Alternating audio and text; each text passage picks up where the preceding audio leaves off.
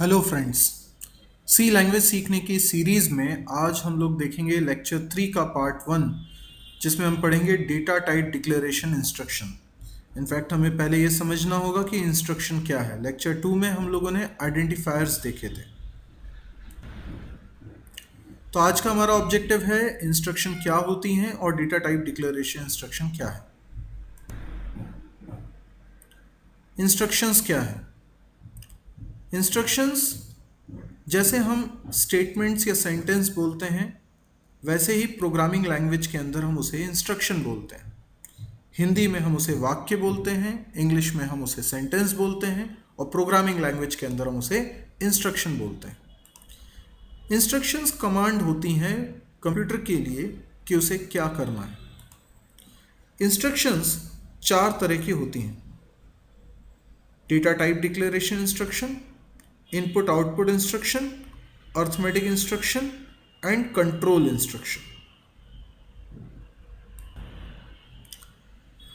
Data type क्या होते हैं? सी लैंग्वेज में कुछ 5 कीवर्ड्स हैं जिनको हम डेटा टाइप भी बोलते हैं। डेटा टाइप इनके अलावा भी हो सकते हैं, पर वो हमें खुद को बनाने पड़ते हैं। लेकिन एज अ बिगनर हमारे लिए डेटा टाइप 5 है: इंट, कैर, फ्लोट, डबल, वॉइड। जिनमें से हम शुरुआत में सिर्फ पहले 4 का ही इस्तेमाल करेंगे। वॉइड का मतलब हम फंक्शंस चैप्टर में समझेंगे। हमने पढ़े थे कीवर्ड्स। हम जानते हैं सी लैंग्वेज में 32 कीवर्ड्स होते हैं। पिछले लेक्चर में हमने इस पोर्शन को कवर भी किया था। ऐसे शब्द जो कीवर्ड हैं और डेटा टाइप भी हैं, उन्हें प्रिमिटिव डेटा टाइप कहते हैं। मैंने यहाँ पर रेड कलर से इनको हाईलाइट भी किया हुआ है। आप ध्यान से देखिए, अभी पिछली स्लाइड पे हमने इन्हीं को देखा था: इंट, कैर, फ्लोट, डबल, वॉइड। तो ये वो 5 शब्द हैं जो आपको कीवर्ड के रूप में मिले।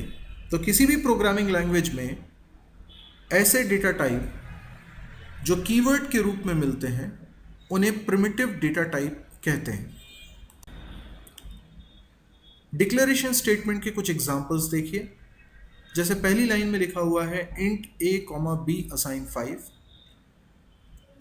जब भी कंपाइलर इस तरह की लाइन हमारे प्रोग्राम में देखेगा, वो समझ जाएगा कि ये डेटा टाइप डिक्लेरेशन इंस्ट्रक्शन है, जिसका पहला शब्द कोई डेटा टाइप ही होना चाहिए। एक लाइन में आप एक से ज़्यादा डेटा टाइप का इस्तेमाल नहीं कर सकते और पहला शब्द डेटा टाइप ही होना चाहिए। जैसे पहली लाइन में हमने लिखा है इंट। कंपाइलर जब इस शब्द को देखेगा तो उसे समझ में आ जाएगा कि अब आप वेरिएबल्स बनाने वाले हैं। हमने पिछली क्लास में वेरिएबल्स क्या होते हैं ये भी समझा था।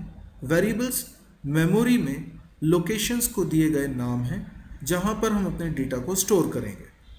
एक प्रोग्राम बनाते वक्त सबसे पहले हमें यह देखना होता है कि इस प्रोग्राम में हमें कितने डेटा को हैंडल करना है। जितने डेटा को हमें प्रोसेसिंग के लिए स्टोर करके रखना है, उन्हें वेरिएबल्स में स्टोर करना होता है। तो हमें डिसाइड करना होगा कितने वेरिएबल्स प्रोग्राम में बनाए जाएं। डेटा टाइप डिक्लेरेशन इंस्ट्रक्शन के द्वारा हम ये तय करते हैं कि हमें कितने वेरिएबल्स बनाने हैं। यानी कंपाइलर को इन डिक्लेरेशन स्टेटमेंट को देखकर पता चलता है कि कुल मिला के कितने वेरिएबल्स आपके प्रोग्राम में बनने चाहिए। जैसे इस पहली लाइन में हम 2 वेरिएबल्स बना रहे हैं, a और b। a और b वेरिएबल को मेमोरी में कुछ जगह मिल जाएगी। इसी तरीके से हम फ्लोट k, यानी दूसरी वाली लाइन आप देखें, फ्लोट k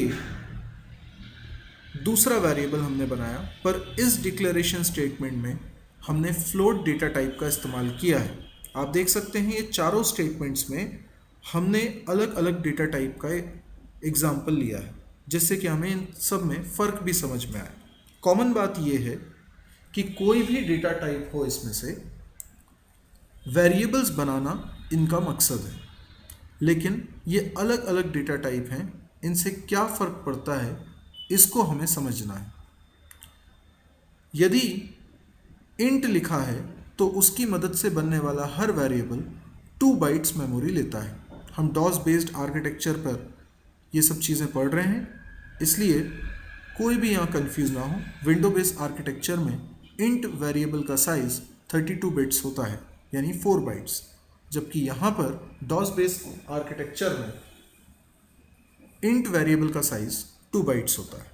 तो ए वेरिएबल को भी 2 बाइट मेमोरी मिली और बी वेरिएबल को भी 2 बाइट मेमोरी मिली, लेकिन फ्लोट की मदद से बनने वाले वेरिएबल को 4 बाइट्स मेमोरी मिलती है। इसी तरह से कैर की मदद से बनने वाले वेरिएबल्स को 1 बाइट मेमोरी मिलती है। डबल की मदद से बनने वाले वेरिएबल को 8 बाइट्स मेमोरी मिलती है।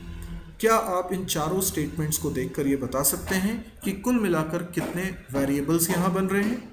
ए, बी, के, सी, एच, एम और D1, ये हैं कुल मिलाकर 6 वेरिएबल्स।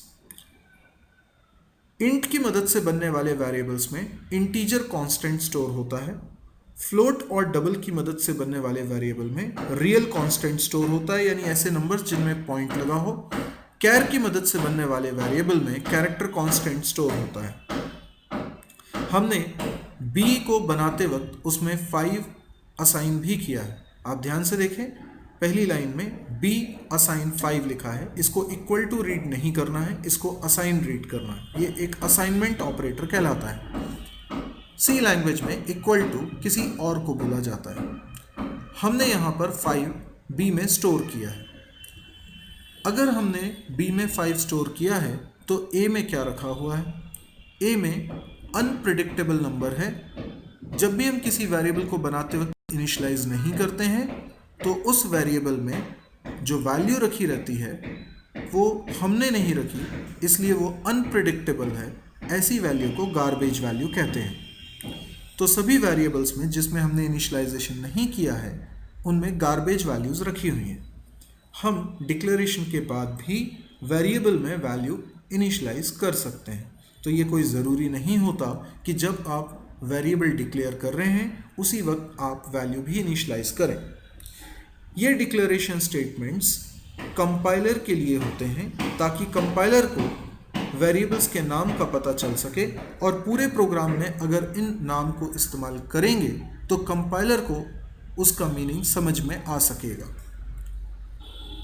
तो इस तरीके से हमने देखा कि वेरिएबल्स का डिक्लेरेशन हम कैसे करते हैं। ये डिक्लेरेशन स्टेटमेंट है। इसके अलावा जो भी लाइंस आप अपने प्रोग्राम में लिखते हैं उन्हें एक्शन स्टेटमेंट कहा जाता है, और सी लैंग्वेज में यह रूल है कि हर ब्लॉक में डिक्लेरेशन स्टेटमेंट एक्शन स्टेटमेंट के पहले ही होने चाहिए। आप एक्शन स्टेटमेंट पहले लिखेंगे और डिक्लेरेशन स्टेटमेंट बाद में लिखेंगे तो एरर आएगी। ये सी लैंग्वेज का रूल है। C++ लैंग्वेज में रूल थोड़ा सा डिफरेंट है।